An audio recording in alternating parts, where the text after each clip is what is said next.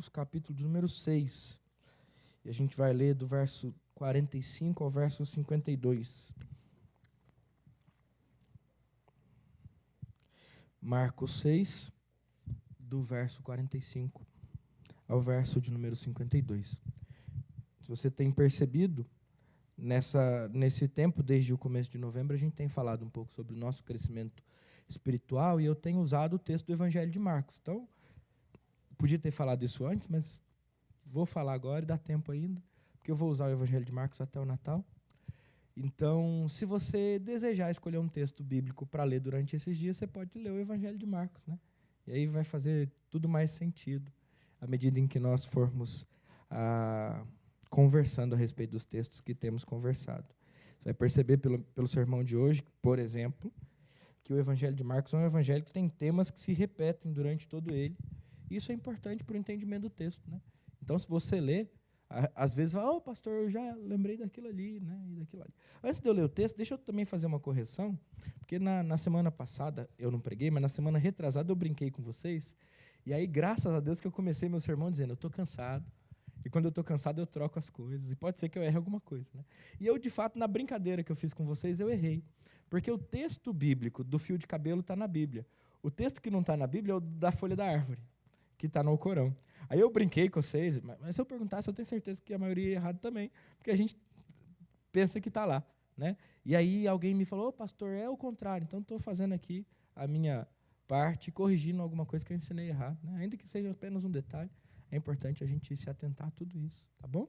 E aí vocês perdoem, porque com a graça de Deus a gente está descansando um pouquinho à medida em que a avó melhora. Alguns viram a avó hoje de manhã, alguns viram a avó na quinta-feira, né? Ela está melhorando, mas ainda carece dos nossos cuidados. Depois a gente pode falar sobre isso. Você que não entendeu, tenha paciência. Uma hora você entende. E aí a gente lê o texto aqui, tá bom? Vamos lá. Logo a seguir, compeliu Jesus os seus discípulos a embarcar e passar adiante para o outro lado, a Betsaida, enquanto ele despedia a multidão.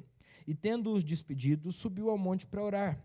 Ao cair da tarde, estava no barco no meio do mar, e ele sozinho em terra. E vendo-os em dificuldade a remar, porque o vento lhes era contrário, por volta da 4ª vigília da noite, veio ter com eles andando por sobre o mar e queria tomar-lhes a dianteira. Eles, porém, vendo-o andar sobre o mar, pensaram tratar-se de um fantasma e gritaram, pois todos ficaram aterrados à vista dele. Mas logo lhes falou e disse, tende bom ânimo, sou eu, não temais. E subiu para o barco para estar com eles, e o vento cessou. E ficaram entre si atônitos, porque não haviam compreendido o milagre dos pães. Antes o seu coração estava endurecido. Até aqui. Vamos orar? Pai, em nome de Jesus, fala aos nossos corações. Essa é a tua palavra. Teu Espírito Santo está presente entre nós. Ele tanto inspirou a tua palavra, quanto ilumina as nossas mentes, para que agora nós sejamos capazes não apenas de ouvir e de processar intelectualmente essas verdades, mas de compreender aquilo que o Senhor tem para nos falar essa noite. Então fala aos nossos corações. Nós cremos na presença do teu Espírito Santo e cremos que ele é poderoso para por si só falar aos nossos corações. Que eu seja apenas um instrumento da sua vontade. Que eu seja, Pai, aquele que não vai atrapalhá-lo nesse processo. E que as palavras dos meus lábios, o meditar do meu coração sejam agradáveis a Ti, porque o Senhor é a nossa rocha e o nosso Redentor. Em nome de Jesus. Amém e amém. Meus irmãos, eu queria começar do final. Se você olhar comigo para o versículo de número 52, você vai ver um diagnóstico do que está acontecendo aqui. Eles estão atônitos porque não haviam compreendido o milagre dos pães, antes o seu coração estava endurecido. A falta de compreensão e o coração endurecidos é um tema recorrente em Marcos. E é um pouco sobre isso que eu quero falar. Às vezes a gente acha que as coisas estão separadas e que, de repente, a gente pode só compreender errado as coisas e ter um coração suscetível à palavra de Deus, ou então ter um coração endurecido, mesmo com uma compreensão correta.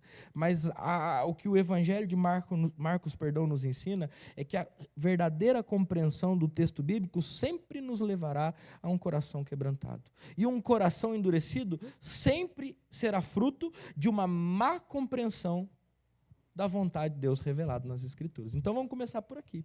E vamos começar reforçando um pouco isso. Se eu puder dizer de outra maneira, a nossa mente e o nosso coração estão extremamente e intimamente ligados quando a gente fala do nosso crescimento cristão. Não dá para eu compreender alguma coisa com a minha mente e não ter o meu coração colocado nela, porque senão eu não compreendi, eu apenas acessei uma ideia. E isso é muito importante, porque isso acaba com alguns mal-entendidos que a gente tem.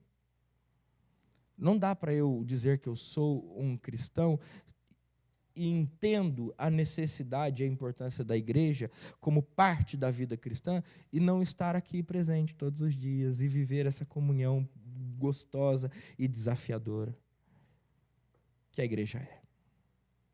Não dá para eu dizer que eu entendo que a vida comunitária da igreja é algo bíblico e saudável e, ao mesmo tempo, ter o meu coração endurecido e distante do perdão que Jesus manda eu dar para os meus irmãos quando eles me ofendem. Não dá para eu, de alguma maneira, ter a compreensão da profundidade, da altura, da largura do amor de Deus por mim, sem, por outro lado, ter o meu coração rendido na presença de Deus. Eu posso intelectualmente dizer, aquele texto quer dizer que o amor de Deus é muito grande, é muito largo, é muito profundo, mas ainda assim não ter a compreensão, porque o meu coração está endurecido por esse amor. O que eu estou ensinando, para que a gente entenda um pouco melhor essa ideia, é que mente e coração estão completamente ligados na espiritualidade bíblica. Se você me permite, tem um livro que eu gosto muito, eu li quando eu estava prestando vestibular para medicina, lá em 2008, a João Guimarães Rosa, Manuelzão e Miguelinho. É a história de um menino lá das terras de Seu Eurico, né, do norte de Minas, que não enxerga o mundo e, num processo muito bonito, vai aprendendo a enxergar o mundo de uma maneira diferente, através de um médico que chega lá na cidade dele e que começa a enxergar os desafios que tem na vida daquele menino. É uma história muito dramática, tem muita coisa. João Guimarães Rosa é muito perspicaz na maneira de escrever e eu te incentivo a lê-lo em algum momento, porque você vai ser enriquecido culturalmente com isso. Mas o que eu quero dizer é, no fim da história, o menino que não consegue enxergar ganha um par de óculos. E aí o mundo se abre diante dele. E ele já não enxerga mais o mundo da mesma maneira. Meus irmãos, C.S. Lewis já disse isso quando ele disse que o cristianismo ele é como o sol, e eu acredito em Deus como eu acredito no sol, não porque eu o vejo todos os dias, mas porque através dele eu consigo enxergar todas as coisas. O cristianismo, desde 1900, a partir de alguns filósofos e teóricos que surgem na Alemanha, ele começa a ser traduzido através da palavra cosmovisão, visão de mundo, que diz que a partir do momento em que nós alcançamos uma compreensão do que Deus tem para nós, a visão que nós temos do mundo, ela é transformada. Perceba. E quando a visão é transformada, a vida é transformada. Mente e coração estão alinhados e precisam estar alinhados. Porque se não estiverem, eu serei um religioso, frequentador de igreja, mas não um cristão. Alguém que tem boas ideias religiosas a respeito de Deus, mas que não tem um coração entregue na sua presença. Alguém que tem um coração amolecido, por outro lado, pode ser também. Um coração generoso, um coração que mais parece uma manteiga derretida, mas que não tem a verdadeira compreensão do que o Evangelho nos ensina. E aí se derrete por A e por B, por um discurso político e por um discurso religioso. É aquela pessoa que tem a espiritualidade desenvolvida nos nossos tempos, sabe? Como se diz lá fora. Mas que não tem uma compreensão verdadeira a respeito de quem é Deus. Nós precisamos das duas coisas. Nós precisamos de uma compreensão que mude a nossa maneira de ver. E quando eu digo maneira de ver, perceba, a maneira de viver no mundo. Mente e coração alinhados. Por outro lado, e agora eu quero dar um passo além, já que você já entendeu isso, é importante a gente entender, em segundo lugar, o que nos impede de compreender. Por exemplo, quando a gente lê o começo do capítulo 6, eu estou me referindo aos versos 14 em diante, a gente vê a posição de Herodes com relação a Jesus. Olha só, vou ler o 14. Chegou isto ao ouvido de Herodes, ou do rei Herodes, porque o nome de Jesus já se tornara notório, e alguns diziam, João Batista ressuscitou dentre os mortos, e por isso nele operam forças miraculosas. Outros diziam, é Elias, ainda outros, é profeta, como um dos profetas. Herodes, porém, ouvindo isso, disse, é João a quem eu mandei decapitar, que ressurgiu. E aí a história vai se desenrolando, mostrando como Herodes carregava na sua história com João o peso de tê-lo matado num exercício de poder e vaidade. Então, em primeiro lugar, a gente entende, ou eu posso extrair desse texto, que a vaidade e o zelo pelo poder, ou o desejo pelo poder, podem nos impedir de compreender as verdades espirituais a respeito de Jesus. Quando Herodes começa a ouvir falar de Jesus, e aí eles dizem, estão falando de João Batista, outros estão falando que é Elias, outros estão falando que é um dos profetas, o Herodes fala, eu tenho uma opinião. E está errado. É João, que eu matei e voltou para se vingar de mim. E quando ele fala isso, ele está carregando consigo todo o medo de perder o poder que ele tem, todo o medo de ser acusado daquilo que ele fez. Ele está carregando consigo todo o zelo que ele tem por essa trajetória de poder. O que eu quero dizer é que muitas vezes o amor pelo poder, o zelo pelo poder, o desejo pelo poder nos impedem de compreender quem é Jesus e o seu ministério. Isso vai acontecer em outros momentos no ministério de Jesus, principalmente com Pedro. Em outro momento, e Pedro eu vou deixar para lá porque daqui a pouco eu cito, mas em outro momento, quando Jesus está entrando em Jerusalém, sendo aclamado como rei dos judeus, as pessoas também não conseguem compreender quem Jesus é, porque ele está sendo aclamado como um rei político. Alguém que é capaz de, pegando em armas, destruir César e devolver para os judeus toda a glória que eles tinham no passado. E não é bem assim que Jesus veio fazer. Então perceba, o que eu quero que vocês entendam é que muitas vezes nós estamos aqui na igreja, nós não conseguimos compreender quem Deus é, nós não conseguimos ter o nosso coração voltado para a vontade de Deus, porque nós estamos de alguma maneira zelosos pelo poder, vaidosos com o poder, interessados no poder, nos cargos, interessados nas funções, interessados na possibilidade de alcançar alguma coisa que vá me fazer importante. Ou até mesmo de preservar esse lugar que faz de mim importante. E quando isso acontece, nós não conseguimos compreender o ministério de Jesus. Em segundo lugar, e aí a gente pode caminhar um pouco mais no texto, há a possibilidade de nós não entendermos ou de não compreendermos por falta de ensino. Né?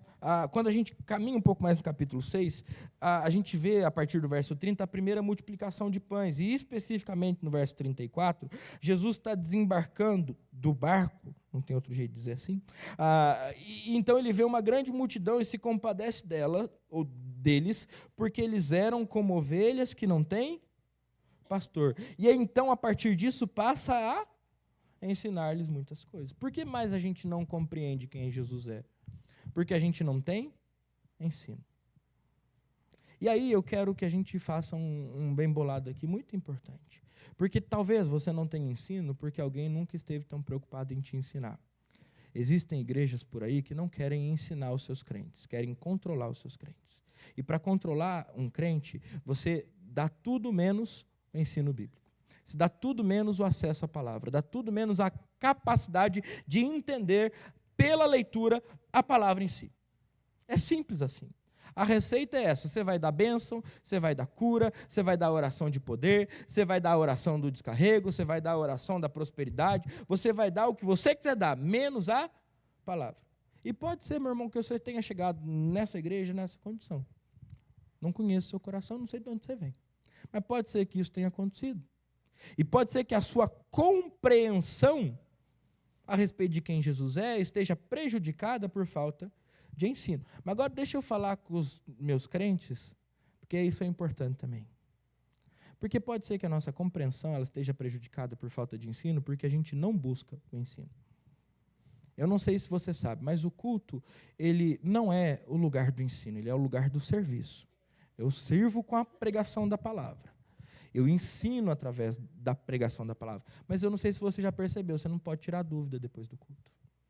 Você não pode, no meio do sermão, levantar a mão e dizer assim, pastor, você pode explicar de novo porque eu não entendi? Pastor, mas olha só, para mim ainda não está fazendo muito sentido, porque eu não compreendi isso. E aí, eu quero te contar um segredo, não sei se você sabe, mas a gente tem aqui toda quinta-feira um tempo de estudo bíblico precioso para que você possa se aprofundar no entendimento das Escrituras. Nós temos todo domingo de manhã, às 9h30 da manhã, a escola bíblica dominical, para que você possa se aprofundar no entendimento das Escrituras. E nesse sentido, às vezes, a nossa falta de compreensão, ela não se dá porque nessa igreja, a gente está aí fazendo tudo menos ensinar a palavra, porque nós somos uma igreja reformada e, por consequência, uma igreja centrada na palavra. O ensino da palavra é a nossa principal motivação. Ela é a nossa única regra de fé e prática. Ela é a revelação de Deus para nós. Através dela nós conhecemos a Deus. A centralidade da palavra é uma marca da nossa igreja. E de repente você ainda não aproveitou isso, e não está aproveitando isso na sua vida. E aí você está compreendendo errado as coisas porque você não busca a compreensão no ensino. Desculpa ter que puxar a sua orelha. Mas é importante. Porque o próprio C.S. Lewis, que eu gosto de citar às vezes, ele também vai dizer que existem cristãos que há 22 anos estão como se tivessem convertido no dia de ontem. Porque se converteram e nunca mais fizeram nada na sua caminhada de fé. Entende isso? Se converteram, tiveram ali, eu vou ajudar você um pouco, né? Não foi que nunca mais tiveram ali um primeiro momento de empolgação, foram transformados e começaram a se acomodar. E eles vinham em todas as programações, mas de repente eles pararam de vir porque as coisas ficaram um pouco mais difíceis. E aí eles estagnaram na fé e sofrem com certa incompreensão, porque não buscam o ensino da palavra. Estar no culto, meus irmãos, é muito importante, mas não substitui o estudo da palavra. Não substitui o discipulado, não substitui o aconselhamento bíblico, não substitui o acompanhamento que é necessário para que todos nós, como cristãos, cresçamos. E aí eu quero citar o nosso irmão Diácono Isaías, que uma vez disse aqui, que a escola dominical, está lá no vídeo, inclusive no Instagram, a escola dominical é diferente de todas as outras escolas, porque a gente nunca se forma. O que ele quer dizer com isso? Nas coisas de Deus e da Bíblia, a gente vai morrer ignorante. E a gente sempre vai precisar aprender um pouco mais. Então há a falta de compreensão, voltando para cá, por causa da sede pelo poder e da vaidade que ele traz. Mas também a falta de compreensão por causa da falta de ensino. Há ainda, e aí eu quero ler com você, Marcos 8, versículo 32, a falta de compreensão por causa da agenda divergente. E aí eu vou explicar isso para você. Esses dias a gente estava numa reunião de oração e uma irmã disse que não é agenda, é itinerário. Eu gostei dessa ideia também. A rota é diferente. Aqui em Marcos 8, Jesus acabou de fazer a pergunta que a gente ouviu Herodes fazendo lá também. Quem dizem os homens ser o filho do homem? E aí alguém vai dizer, uns dizem que o senhor é Elias, outros João Batista, outros um dos profetas. E aí Jesus faz uma segunda pergunta, mas e vocês? Quem vocês dizem que eu sou? E Pedro responde, tu és o Cristo, o Filho do Deus vivo? E aí Jesus diz, bem-aventurado é Simão, porque não foi nem carne nem sangue que te revelaram, mas foi o Espírito de Deus que te revelou. E aí, ato contínuo, o Senhor Jesus começa a dizer, no verso 31, a ensinar que era necessário que o Filho do Homem sofresse muitas coisas, fosse rejeitado pelos anciãos, pelos principais sacerdotes e pelos escribas, fosse morto e depois de 3 dias ressuscitasse. E aí o Pedro, que tinha acabado de acertar a primeira resposta, o chama à parte e começa a reprová-lo. ele compreendeu ou não compreendeu? Em parte ele compreendeu. Mas porque a agenda de Pedro era diferente da agenda de Jesus, ele não consegue compreender o próximo passo. E é interessante a gente pensar nisso. Perceba, nós não estamos falando de alguém que de repente tropeçou no caminho de Jesus. Nós estamos falando de alguém que há 3 anos vinha andando com Jesus. Em Marcos 8 e 9, nós já estamos entrando nas últimas semanas da vida de Jesus. Marcos 9 é a montanha da transfiguração. Ele desce da montanha da transfiguração para caminhar até Jerusalém e lá morrer. E nós estamos então falando de Pedro, um dos mais íntimos discípulos de Jesus, que caminhava com Jesus, mas sofria da incompreensão e do coração endurecido. Que diante da revelação de que Jesus desceria a Jerusalém para morrer, porque não queria sofrer, disse, não, é melhor a gente ficar por aqui. Se você continua lendo Marcos 9, você vai ver o mesmo Pedro no Monte da Transfiguração ouvindo do Pai, este é o meu filho amado, a ele ouvi. Mas um pouco antes disso ele disse o quê? É muito bom a gente estar aqui. Vamos fazer 3 tendas. Uma para o Senhor, uma para Moisés, outra para Elias, e a gente vai morar aqui. A gente não precisa descer daqui para Jerusalém. A gente não precisa morrer e a gente não precisa sofrer. Por que Pedro não compreende a missão de Jesus? Porque as agendas são diferentes. Jesus quer morrer pelo seu povo. Pedro quer sombra e água fresca. A gente precisa tomar um certo cuidado, meus irmãos. Porque o evangelho é traiçoeiro. E aí você vai me entender bem, tá bom? O evangelho, ele sutilmente abala todas as estruturas da nossa vida.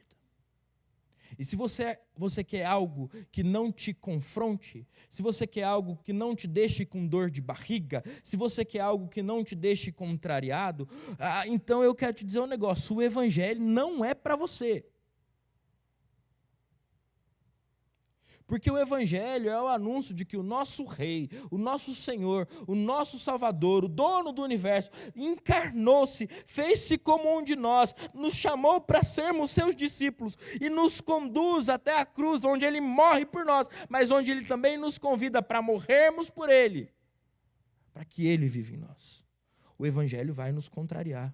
O evangelho vai nos dar uma baita de uma dor de barriga, ele vai nos dar um baita de um problema. Quando a gente decidir seguir Jesus completamente, nós vamos ter que abandonar muita coisa da nossa vida. E às vezes, porque a gente não quer abandonar alguma coisa, a gente não consegue compreender a vontade de Deus. Entende isso?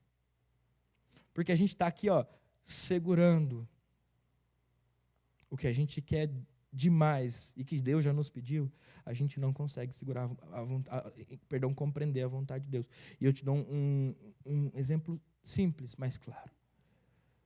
O nosso rei morreu e ele nos convida a tomar a nossa cruz e segui-lo para a morte. Amém?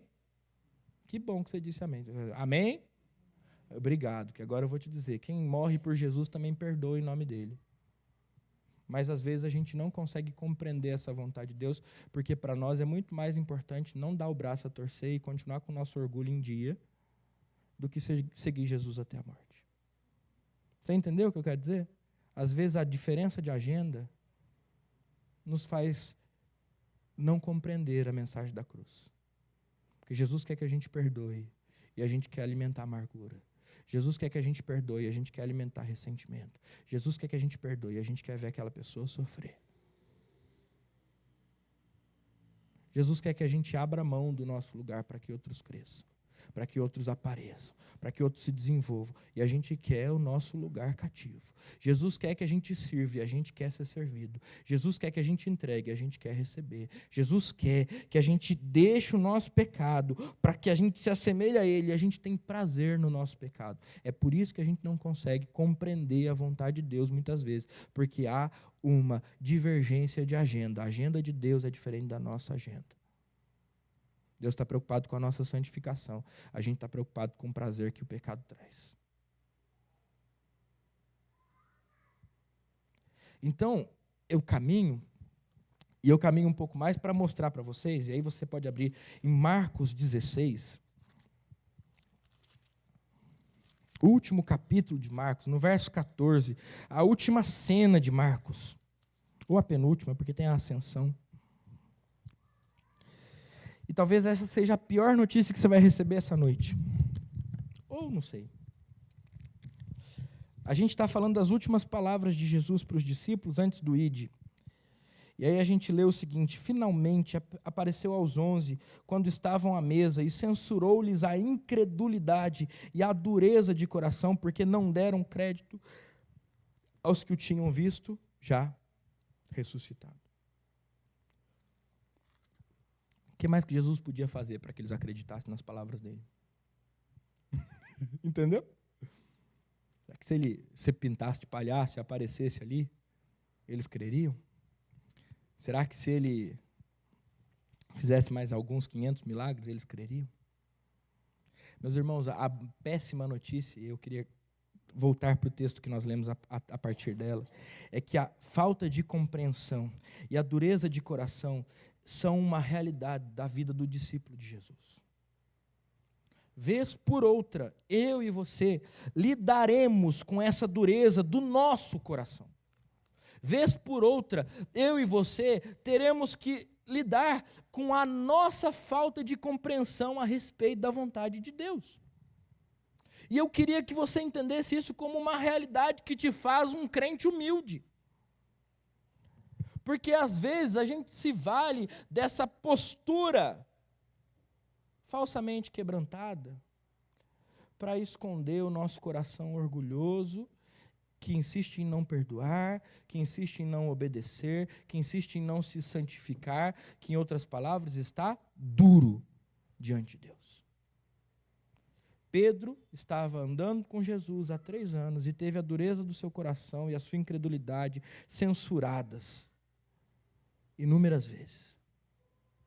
Os 11, e aqui a gente já tirou Judas, estavam andando com Jesus, viram os seus milagres, receberam os seus ensinos, os seus doces ensinos, ouviram falar da sua ressurreição da boca do próprio Cristo, ouviram o testemunho das mulheres que lá o encontraram ressurreto, e ainda assim encontravam-se tremendo de medo numa casa fechada e foram censurados por sua incredulidade e a dureza do seu coração. Não pense que com você vai ser diferente. Tome cuidado, seja mais manso, seja mais humilde, porque a incredulidade e a dureza do coração humanos, e eu vou dizer cristão, são uma realidade da nossa vida. É por isso que Jesus, em outro momento, vai dizer que aquele que está em pé tem que tomar cuidado para não, porque a gente tem uma propensão para não crer e para endurecer o coração muito grande.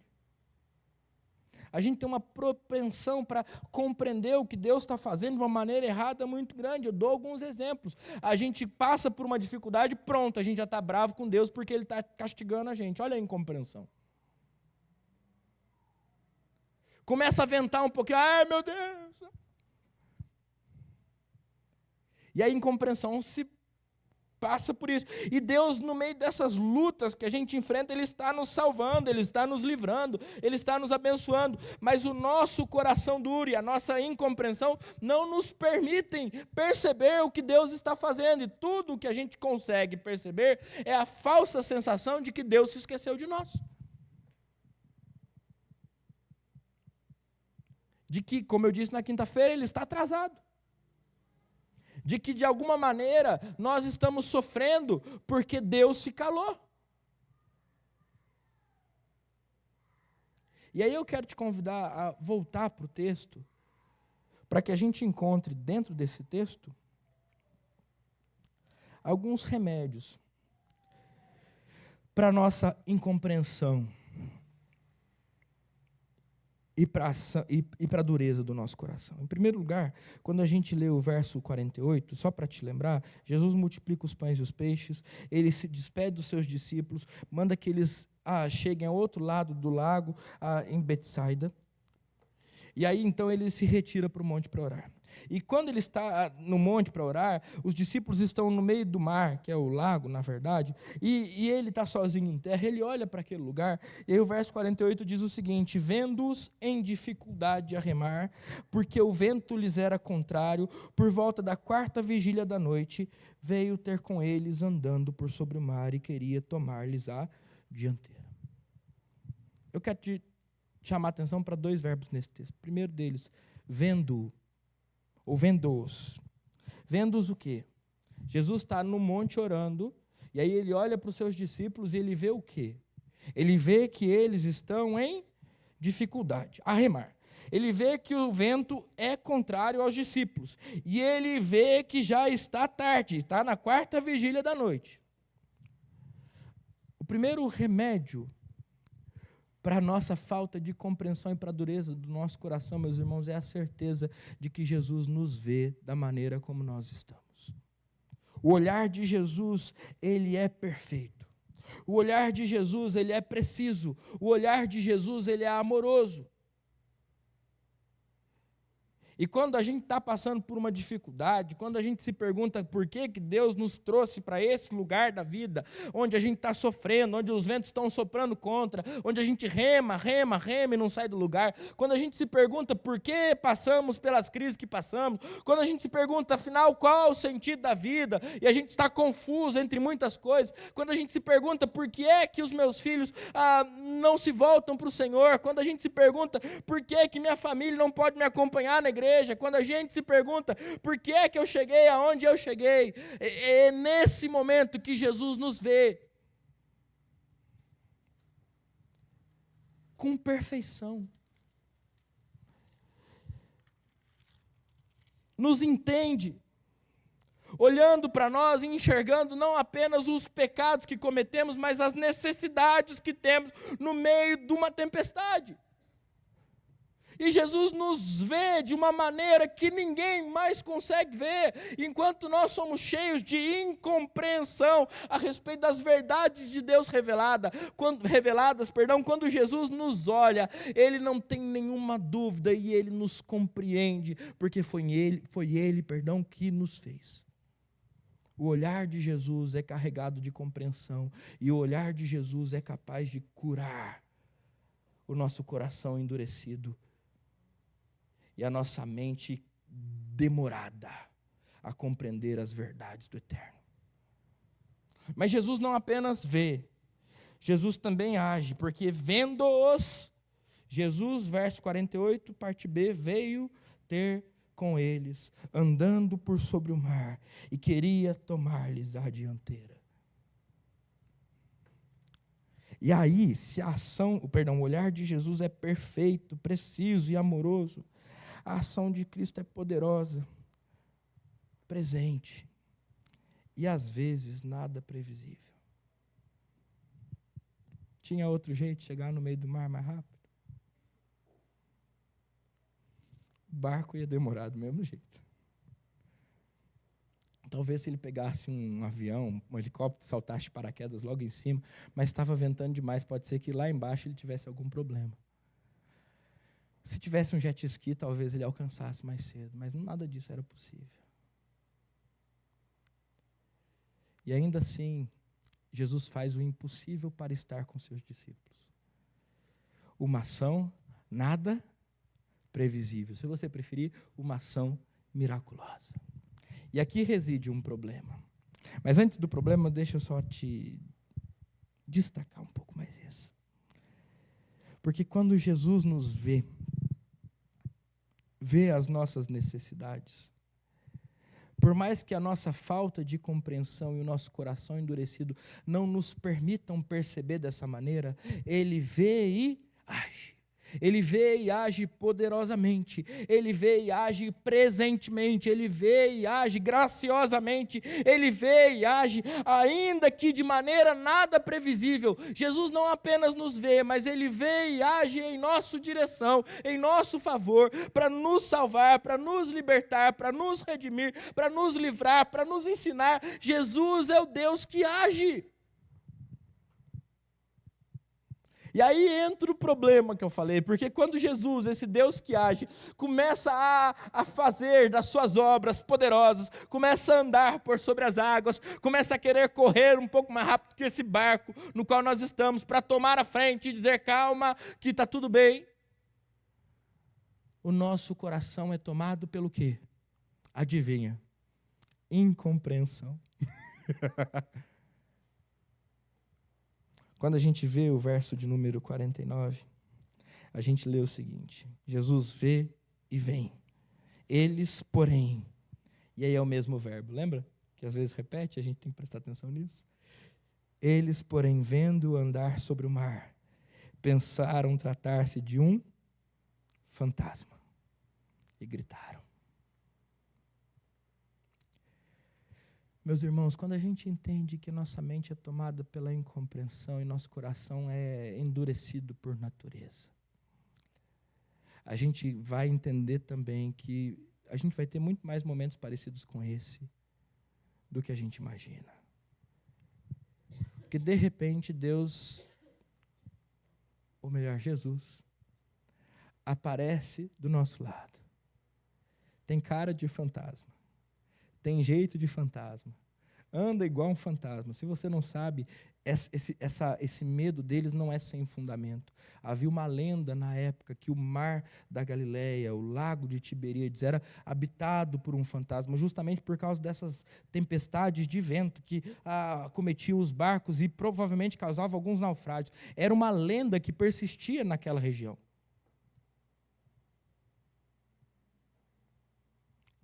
E aí vem Jesus agindo como um fantasma, andando como um fantasma, correndo como um fantasma, e todo mundo está achando que é um fantasma, porque não consegue ver como Jesus vê, não consegue compreender a realidade do ponto de vista de Jesus, só consegue olhar para o que Jesus está fazendo e dizer, ai que medo,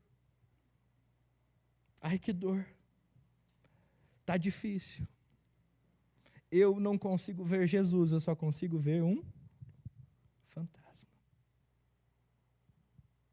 Esse é o momento que eu pego o texto bíblico, eu posso até pegar meu esboço do sermão e virar para você e dizer, olha no espelho. Sabe por quê? Porque esse sou eu e esse é você. A gente vê, ou contempla, recebe a ação de Deus, a gente briga com Deus. Porque o Deus que está andando sobre as águas e correndo na nossa frente para nos libertar da morte, às vezes se parece com um fantasma. E a gente não consegue compreender. E a gente não consegue compreender uma dor. E a gente não consegue compreender uma doença. E a gente não consegue compreender um desemprego. E a gente não consegue compreender uma dificuldade financeira. E a gente não consegue compreender uma perda. E a gente não consegue compreender nada disso. Porque a gente não consegue ver a ação de Deus através dessas coisas que, por mais difíceis que sejam, não saíram do controle de Deus. Não limitam a visão de Deus e não impedem a ação de Deus. E aí a gente está passando por tudo isso e tudo que a gente consegue dizer é um fantasma. Eu não vou gritar para você não assustar. Vai que tem alguém dormindo, né? Que seu irmão está cansativo. Aí eu acordar assustado assim vai ser legal. Mas entende? Entende? Esse é o espelho para que você se veja. E para que em se vendo acalme o seu coração. Sabe por quê? Porque diante da nossa incredulidade, da nossa incompreensão, Deus continua nos vendo e Deus continua agindo. A gente vai continuar achando que é um fantasma, mas é Deus do nosso lado. A gente vai continuar achando que é para ferir, mas é Deus para livrar. A gente vai continuar achando que a gente está perdendo, mas na verdade Deus está nos abençoando de maneiras que hoje a gente não consegue compreender. A gente vai achar que é Deus se vingando, mas na verdade é Deus quebrantando o nosso coração, moldando o nosso coração, transformando o nosso coração, porque nós somos esses que não conseguem compreender a realidade divina e que têm um coração endurecido, mas Deus é aquele que nos vê e age para que o nosso coração seja moldado como um vaso de barro e preenchido com a presença do Espírito. Quando a gente olha, e a gente continua olhando esse texto, A gente lê o versículo 50, e no versículo 50, todos ficaram aterrados à vista de Jesus. A palavra aqui é todos ficaram travados pelo medo. Eles estavam em choque. Eles não conseguiam se mexer, porque eles não compreendiam o que Deus estava fazendo. Você está assim? Você esteve assim? Eu não estou dizendo que é certo ou que é errado, mas é comum que a gente às vezes passe por isso. Então, algumas coisas têm acontecido mais com a gente ultimamente. Uma crise de ansiedade. Uma depressão mais profunda. Alguma coisa que nos leve a esse lugar em que nós nos vemos parados, imobilizados, porque a gente não consegue compreender o que Deus está fazendo. Às vezes a gente passa por isso. Às vezes a gente não quer levantar da cama. Às vezes a gente está irritado. Cada um reage de um jeito. Mas Deus vê. Deus age. Em Jesus, Deus vem até nós. E quando Jesus sobe no barco, agora estou lendo o verso de número 51. 50 e 51 ainda. Jesus diz assim: tenham bom ânimo. Não temam. Sou eu. Se você me permitir, no grego, egoimi.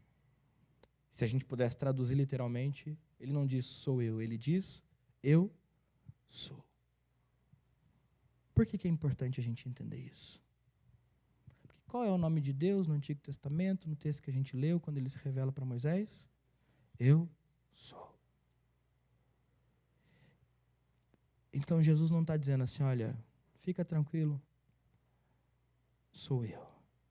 Ele está dizendo, fica tranquilo, porque o Deus que se revelou a Moisés, o Deus que tirou o povo de Israel do Egito e o libertou para que eles o adorassem no Monte Sinai, o Deus que levantou reis sobre o seu povo para governar sobre eles, o Deus que levantou profetas quando esses reis se desviaram, o Deus que andou em meio ao seu povo, tabernaculou entre eles, esse Deus é agora aquele que está diante de vocês, acalmando o coração de vocês, acalmando a tempestade lá fora e dizendo, não tenham medo, porque não é apenas sou eu, é o eu sou que está diante de vocês, é o Deus do universo, é o grande eu sou, é aquele todo-poderoso que trava as nossas batalhas e nos faz mais que vencedores em seu nome. Então nós não conseguiremos compreender todas as coisas, nosso coração endurecerá diante das dificuldades, mas o eu sou estará diante de nós o tempo todo, dizendo não tema,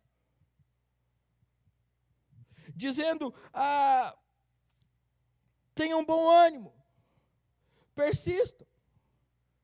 Por mais que vocês não compreendam o que está acontecendo, por mais que o coração endurecido de vocês peça para que vocês façam o contrário, perdoem, continuem com a comunhão dos santos, continuem servindo a Jesus, por mais que vocês se sintam desanimados, por mais que vocês se sintam desencorajados a isso, eu sou. E quando Jesus diz tudo isso, ele sobe no barco e a tempestade se acalma e os ventos cessam. E ainda assim os discípulos insistem na incompreensão e na dureza do coração. Sabe por quê? Porque Jesus não muda. E ainda que isso seja uma verdade, nós somos aqueles que precisam constantemente de transformação. E eu preciso que Jesus quebrante o meu coração um pouco mais nessa noite. E eu preciso que Jesus me dê um pouco mais de compreensão essa noite.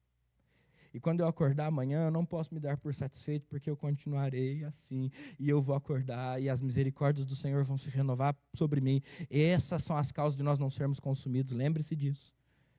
E eu vou precisar que Jesus me dê um pouco mais de compreensão a respeito da sua palavra. E eu vou precisar que Jesus quebrante um pouco mais o meu coração. E aí eu vou viver minha segunda-feira, e a terça-feira vai ser a mesma coisa, e a quarta-feira vai ser a mesma coisa. Muito provavelmente eu vou pecar contra aqueles que eu mais amo. por causa da minha falta de compreensão, por causa da dureza do meu coração. E eu vou carecer da graça de Jesus, do Deus que não muda, daquele que é o mesmo Deus que se apresentou na sarça ardente para Moisés, agora se apresenta para os seus discípulos na aparência de um fantasma. Eu estou rindo que é divertido. Dizendo: acalmem-se, não temam, porque eu não sou um fantasma, eu sou o grande, eu sou. Ele não muda, mas nós carecemos de mudança constante. Ele não é homem para mentir, nem filho do homem para se arrepender. Mas nós carecemos de arrependimento constante. Ele não tem uma sombra diante dos seus olhos. Ele nos vê e nos conhece. Ele conhece a nossa estrutura e sabe que somos pó. Mas nós carecemos do seu Espírito para compreender as verdades espirituais e eternas contidas na sua palavra. Então eu concluo. Eu concluo te dando uma péssima notícia mais uma vez. Enquanto nós vivermos como discípulos de Jesus, nós estamos, infelizmente, e de diversas maneiras, fadados à incompreensão e à dureza do nosso coração. E quando isso acontecer, pode ser que isso esteja acontecendo com você agora. Nós somos convidados a lembrar que Jesus nos compreende e age de maneira a quebrantar e acalmar o nosso coração. E diante dessa verdade, mesmo não compreendendo pela fé, nós somos convidados a continuar a servir a Jesus.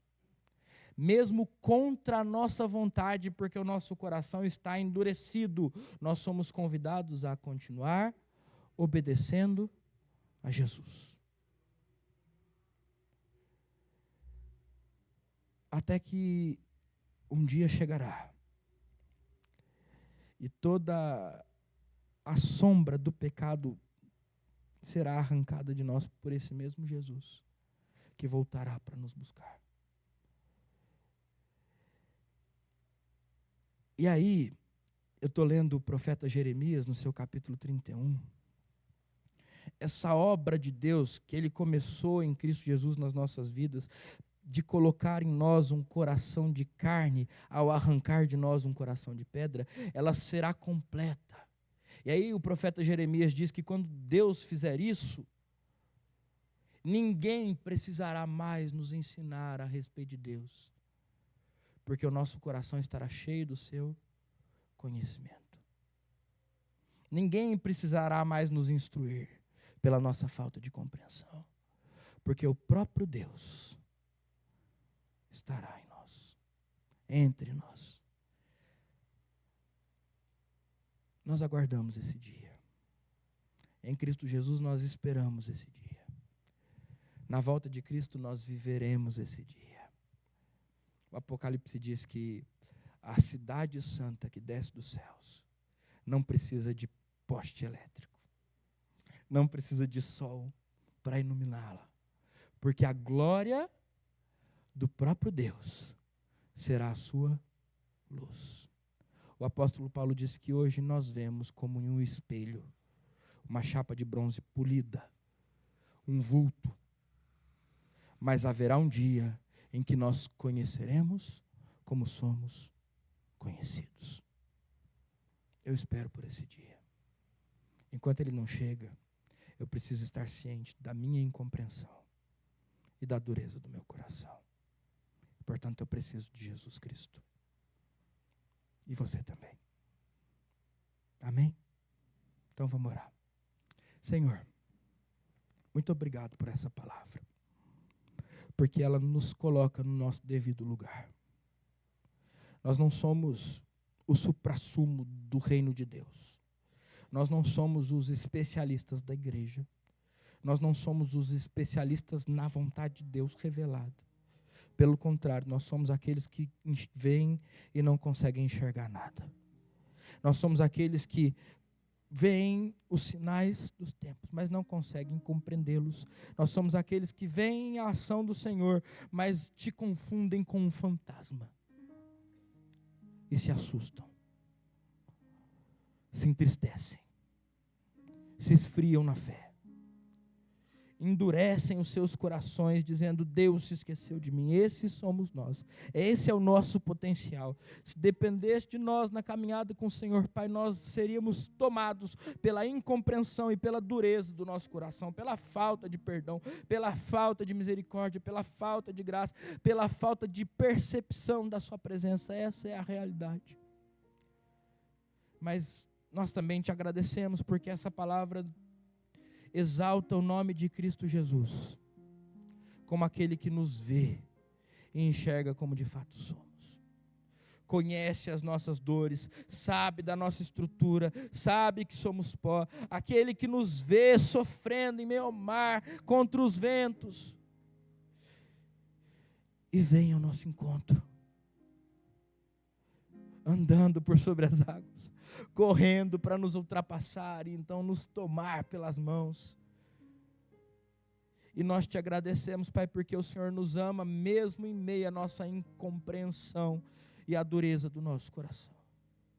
O Senhor nos enxerga mesmo com essa cabeça dura que nós temos, com esse coração que precisa ser quebrantado. O Senhor nos enxerga e nos ama da maneira que estamos, ainda que o Senhor nessa noite queira nos transformar um pouco mais. E nós queremos te louvar, nós queremos te exaltar, queremos te glorificar, porque o seu amor por nós é fiel, porque a sua graça, como o salmista diz, é melhor do que a vida, porque o seu amor cobre a multidão dos nossos pecados. E se o Senhor nos permite dizer, da nossa incompreensão e da dureza do nosso coração. E Pai, diante dessa verdade, nós não queremos mais ser os mesmos. Nós queremos clamar ao Senhor que abra os olhos do nosso coração. Quebrante-nos em nome de Jesus, para que nós possamos ver espiritualmente aquilo que o Senhor está fazendo nas nossas vidas. E ainda que nós não consigamos ver, pela nossa limitação, ajuda-nos na nossa falta de fé. Ajuda-nos a crer mesmo sem compreender. Ajuda-nos a obedecer mesmo sem sentir vontade no nosso coração. Ajuda-nos a servir-te e segui-lo, mesmo quando não compreendemos o caminho, ou o nosso coração nos diz para fazer o contrário. Em nome de Jesus. E para a glória de Jesus. Amém. E agora, irmãos, que a graça do Senhor Jesus, o amor de Deus o Pai e as consolações ternas do Espírito Santo de Deus estejam sobre vocês. E sobre vocês permaneçam hoje e sempre. Amém. E amém. Amém.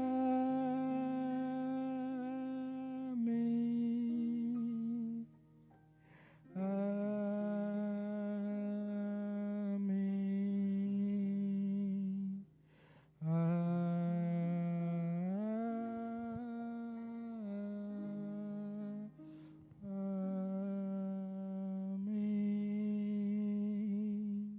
Amém. Deus te abençoe muito. Quero dar as boas-vindas aos nossos visitantes. Quero começar com o Antônio Carlos. Esteve já na EBD, né? Deus abençoe muito, meu irmão. Mais uma vez. O Antônio Carlos está vindo lá de Lavras. Perto da gente lá em Minas, né, Wilder? Perto de Varginha. Eu estava em Santa Rita, antes de vir para cá. E está morando aqui em Atibaia. Ele eu acho que estava procurando a igreja. Eu espero que ele tenha encontrado, né? Que Deus te abençoe. E que a gente possa ser uma bênção na sua vida, viu? E que você se sinta de fato parte da nossa igreja. Deus te abençoe muito. Também Dona Leia Toledo. Não é isso não. Leia Litoldo, é isso mesmo, Dona Leia? Pronto. Eu vi a Dona Leia passando hoje de manhã aqui e perguntando da nossa igreja, aí eu falei para ela assim, que bom que a senhora voltou, né? Então ela se informou de manhã e agora à noite veio. Que bom, Dona Leia, seja muito bem-vinda. E que Deus abençoe a senhora, que a senhora se sinta muito à vontade no nosso meio, que a gente possa abençoar a vida da senhora, que a senhora possa, de fato, se assim quiser, frequentar a nossa igreja também. Bom, Deus abençoe. Quero também dar as boas-vindas ao Sérgio, a Franciene e ao Sérgio Filho. Que Deus abençoe vocês, meus irmãos. Está escrito que vocês também estão procurando uma igreja. Espero que essa busca tenha acabado. Brincadeira. Mas uma brincadeira com fundo de verdade, né? Porque o nosso desejo é abençoar a vida de vocês também. Sejam muito bem-vindos. É um prazer ter vocês aqui. Agora, com isso, eu acho que eu não posso brincar, né? O Paulo, que está aqui com o Marcos e a Luana. É o pastor Paulo? Ah, tá vendo? Não posso brincar com ele, não. Seja bem-vindo, meu irmão. Que Deus abençoe. É um prazer receber o senhor. Muito bom ter o senhor com a gente. É o pastor do Marcos e da Luana, né? O pastor que acompanhou o Marcos e a Luana por muitos momentos da vida deles e acompanha até hoje. Que bom. É bom a gente ter esses amigos assim. Que Deus abençoe essa amizade, que Deus abençoe essa relação. Que Deus abençoe o senhor, meu irmão. Seja muito bem-vindo. Tem mais alguns irmãos que nos visitam. Deus abençoe vocês. Sejam muito bem-vindos. E se vocês estão procurando igreja, já entenderam, né? Então está tudo certo. Desculpa a brincadeira. Às vezes eu sou assim. E o povo já está acostumado. Então, sejam bem-vindos todos. Sejam bem-vindos. Agora, alguns avisos importantes. O primeiro deles, nós temos os cada dias de Natal. Eles estão acabando. Nós tínhamos o desafio de distribuir 1.000 cada dia. Nós distribuímos cerca de 650, ainda temos 350, 360. O nosso irmão presbítero Acácio está indo lá para trás. E ele vai te desafiar, porque é uma coisa importante. O cada dia de Natal é o quê? É um livretinho com uma devocional por dia para o mês de dezembro. E aí, a ideia é que a gente use isso para evangelizar as pessoas, divulgar o nome de Jesus e o nome da nossa igreja. Tem lá na quarta capa o nosso endereço, as nossas programações todas. E é importante que a gente faça isso antes de 1º de dezembro, porque aí a pessoa vai receber e começar a ler. Então, mas sobrou um pouco, a gente vai... Tá tudo bem. Mas o importante é a gente tentar fazer isso até o fim do mês agora de novembro. Então, se você deseja, é só passar lá com o Acácio, presbítero Acácio, pegar os cada dias e distribuir durante a semana. A ideia é que a gente não faça panfletagem, tá bom? A ideia é que a gente pegue o suficiente para distribuir entre os nossos vizinhos, entre os nossos amigos, se você tem alguma empresa ou presta algum serviço, entre os seus clientes, pessoas que você vai ver com recorrência, que você já está orando por elas e que você vai, ou então vai começar a orar por elas. Tá bom? É nesse sentido que nós fazemos. A gente não precisa panfletar, até por isso a gente pediu 1.000 e não 10.000. Se fosse para panfletar, é só 10.000, a gente marcava um dia aqui, saía pelas ruas do bairro e a gente conseguiria encher as 10.000 caixas de correio que a gente tem aqui no bairro. Tá bom? Então não é isso que a gente quer esse evangelismo que é 1 a 1, esse evangelismo que é pessoal, tá bom? Segunda coisa, nosso irmão André, nossa irmã Silvinha e alguns outros irmãos estão indo para a Missão Kaiowá, lá no Mato Grosso do Sul, agora no dia 5 de janeiro. E nós queremos levar pastas de dente, escovas de dente e alguns outros itens para lá, porque junto do André e da Silvinha vai um pastor que também é dentista. E esse pastor vai trabalhar com as crianças nas tribos e com os adultos nas tribos a questão da higiene bucal. Então não adianta nada a gente ensinar se a gente não der condição de praticar. E aí a gente tem algumas condições muito especiais para você que quer abençoar isso aí. A gente tem a possibilidade de comprar 12 pastas por R$20 e 3 escovas por R$7. Então, com R$27, você compra 12 pastas e 3 escovas. Como é que a gente faz isso? É só procurar o André, que você já conhece, e fala, André, olha só, eu vou fazer um Pix, ou então está aqui o dinheiro, e o André vai estar fazendo o controle de tudo isso, e no momento certo a gente vai fazer uma compra só, com uma nota fiscal, e prestar conta para vocês de quanto a gente arrecadou disso para levar para a Missão Kaiowá.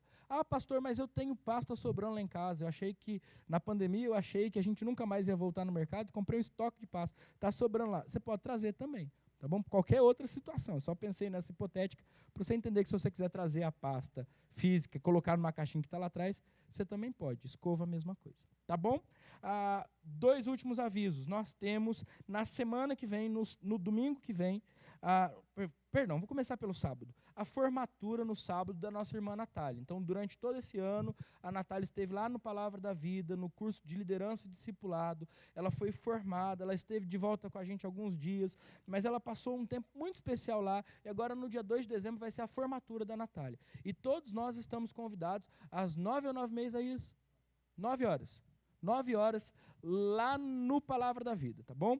Aí a Natália vai se formar e daí no domingo, dia 3, nós temos o último almoço missionário do ano.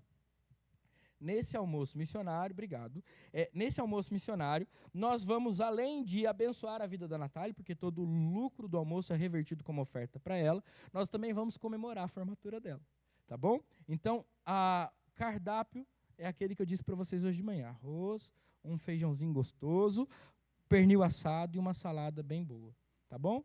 Já disse que não vai ter luxo, porque se tiver luxo não tem lucro, e a gente quer o lucro para ofertar, tá bom? Então, um almoço simples, mas qual que é o motivo do almoço? Abençoar a vida da Natália, celebrar com ela a formatura, e assim nós vamos fazer. Como é que você faz para dar o seu nome? Você pode procurar o Jefferson, que não está aqui hoje, durante a semana no WhatsApp, e aí vamos ajudar o Jefferson. Pode ser você, Marcos? Então pronto, se ele dissesse não, agora na frente de todo mundo ia ficar feio, né? Desculpa. Passou. E aí, eu vou trocar. Pode ser o senhor, seu Luiz? Então vamos procurar, tirar o do Marcão esse aí. Vamos procurar o seu Luiz para dar o nome para ele, tá bom? Não deu para dar o nome para o seu Luiz hoje, é só chamar o Jefferson no WhatsApp, a gente vai fazer aquelas listas que a gente faz para confirmar a presença, e a gente vai poder celebrar aqui a formatura da Natália e abençoar a vida dela. Até quando? Até quinta-feira, porque a gente precisa na sexta comprar tudo, tá bom? Mais um aviso, eu ia terminar, me deram mais um aviso aqui, a culpa não é minha, tá bom? Ou como diz a Marina, a culpa é minha, eu boto em quem eu quiser. Reunião dos jovens, no sábado. Então, olha só que interessante. Dia 9 de dezembro, então, sem ser esse sábado, o próximo, nós vamos ter a reunião dos jovens, que vai ser uma confraternização, nós vamos sair daqui da igreja às 8h30, e a gente está cobrando R$35 porque a gente vai passar o dia, vai tomar café e almoçar. Aí é interessante algumas coisas sobre isso, é dos jovens e dos adolescentes. E aí vamos estar todos juntos para esse tempo especial. Vamos ter um amigo caneca, que a gente já tirou? Vai tirar no dia. Então você vai comprar uma caneca e vai levar. Se você não comprar a caneca, você só não participa, né? E está tudo bem. Mas se você quiser participar, você tem que comprar uma caneca e levar. E aí a gente vai ter essa confraternização. Já temos o lugar, tá certo o lugar? Sim? Então vai ser lá na chácara do seu Celso, na casinha do seu Celso, e a gente vai ter um tempo gostoso lá. Nesse mesmo dia, dia 9, dia 8 e 9, nós vamos ter também a última programação das crianças, o Acampa Dentro. Vai ser lá na casa do Anderson e da Juliana, a gente vai dar mais informações no grupo das crianças e também na semana que vem, tá bom? Último aviso, e aí eu termino. Dia 17 de dezembro, domingo, nós vamos ter duas coisas muito especiais. Primeiro, nós vamos receber os novos membros, seja por transferência, seja por profissão de fé e batismo, seja por profissão de fé. Recebendo os novos membros, nós vamos celebrar a bênção de estarmos crescendo debaixo da graça de Deus. E aí também vamos ter a cantata das nossas crianças. Elas estão se preparando desde setembro para estarem aqui apresentando a cantata de Natal, e vai ser um tempo muito especial.